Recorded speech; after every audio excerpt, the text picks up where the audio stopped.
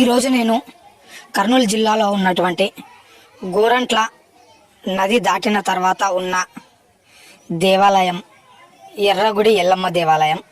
ఈ దేవాలయానికి వచ్చే సమయంలో తెల్లవారుజామున మంచును తర్వాత ఒక వాగును దాటి ఫైనల్గా దేవుడి దగ్గరికి అయితే చేరుకోవడం జరిగింది. ఈ ఎల్లమ్మ దేవాలయం నదీ తీరాన ఉండడం వల్ల ఈ దేవాలయానికి రావాలి అంటే నదిని దాటాల్సి వస్తుంది. ఇక్కడికి వచ్చిన తర్వాత అయితే చాలా ప్రశాంతంగా అనిపిస్తుంది. చాలామంది కూడా భక్తులు ఇక్కడికి వచ్చి వారి ముడుపులను చెల్లించుకుంటూ ఉంటారు.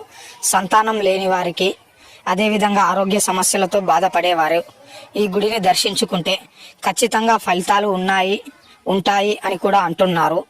మరి నేనైతే ఒకసారి చూద్దామని ఇక్కడికి రావడం జరిగింది. మన హిందూ దేవాలయాలను మీకు ఈ విధంగా నేనైతే నా వీడియోల ద్వారా చూపించే ప్రయత్నం చేస్తాను.